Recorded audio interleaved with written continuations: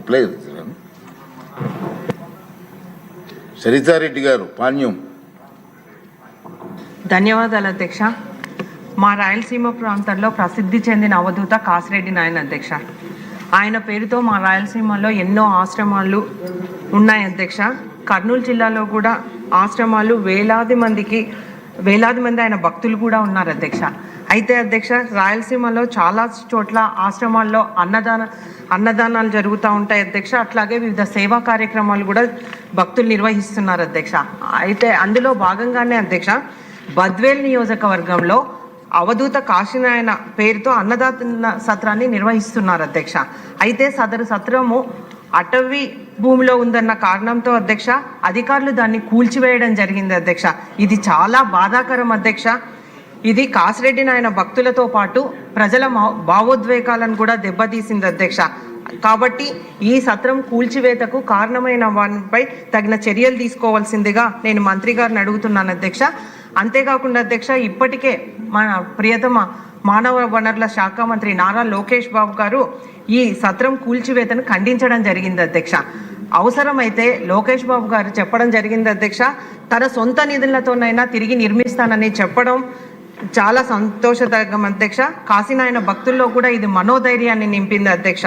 కాబట్టి నేను ఈ సందర్భంగా మంత్రి గారిని కోరుతా ఉన్న అధ్యక్ష, ఏదైతే ఈ సత్రాన్ని కూల్చినారో దీన్ని ప్రభుత్వ నిధులతో పునర్నిర్మించి అన్నదాన కార్యక్రమాలను తిరిగి యథావిధంగా కొనసాగేలా చూడాలని మీ ద్వారా దేవాదాయ శాఖ మంత్రిని కోరుతున్నాను అధ్యక్ష. ధన్యవాదాలు అధ్యక్ష.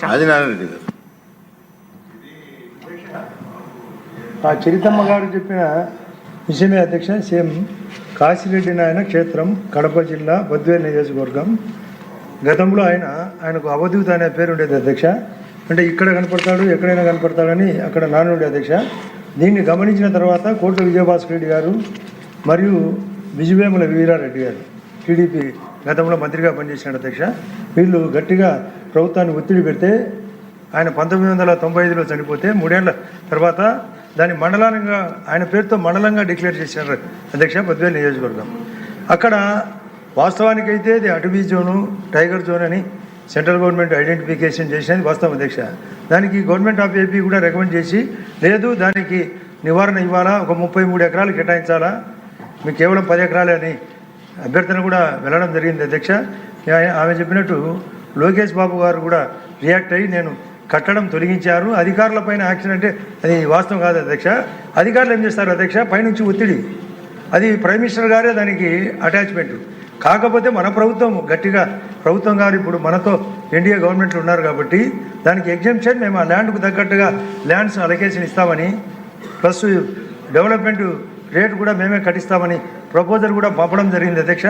గౌరవ పురంధేశ్వరి గారు కూడా నేను మార్నింగ్ మాట్లాడితే నేను భూపేంద్ర యాదవ్ అని తగిన మంత్రి సెంట్రల్ మినిస్టర్ గారితో మాట్లాడతాను ఈరోజని చెప్పడం కూడా జరిగింది అధ్యక్ష. మీ ద్వారా చెప్పే అప్పీలు దీన్ని ఎండోమెంట్స్ యాక్ట్లో కలిపితే మన మంత్రి గారికి కూడా తెలుసు అధ్యక్ష, ఆనం రామనాయుడు గారికి, అదే కాకుండా బీసీ జనార్దన్ రెడ్డి గారికి తెలుసు. రాయలసీమ ఒకటే కాదు అధ్యక్ష, రాష్ట్రం అంతా కర్ణాటక కానీ తమిళనాడు కానీ ఎన్ఆర్ఐస్ కూడా అక్కడికి అటెండ్ అవుతారు అధ్యక్ష. ఒక రోజు 1,00,000 మంది కూడా ఫ్రీగా భోజనం. ఆమె చెప్పినట్టు 100 చోట్ల ఆశ్రమాలు ఉన్నాయి అధ్యక్ష, కాశీలో కూడా ఉంది అధ్యక్ష. కాబట్టి ఇటువంటి పవిత్ర క్షేత్రాన్ని కాపాడాల్సిన అవసరం మన ప్రభుత్వానికి ఉంది. ఇది అందరము సామూహికంగా మనము రిక్వెస్ట్ చేస్తే గవర్నమెంట్ ఆఫ్ ఇండియా కూడా ఎగ్జామ్షన్ ఇచ్చడానికి రెడీగా ఉంది. పురంధేశ్వరి గారు కూడా అదే మాట చెప్తున్నారు. కాబట్టి మీ ద్వారా ఇది రికార్డ్ చేసి రామనాయుడు గారికి అంతా తెలుసు కాబట్టి ఆయనతో అన్ని విషయాలు చెప్పిస్తే దీనికి పరిష్కారం ఉంటుందని మా అభిప్రాయం అధ్యక్ష. ఏం లేదు మంత్రి గారు, ఇష్యూ నిన్న కూడా జరిగినట్టుంది, ఇంపార్టెంట్ ఇష్యూ కాబట్టి మీ దృష్టిలో పెట్టాలని ఉద్దేశంతో చెప్పడం జరిగింది.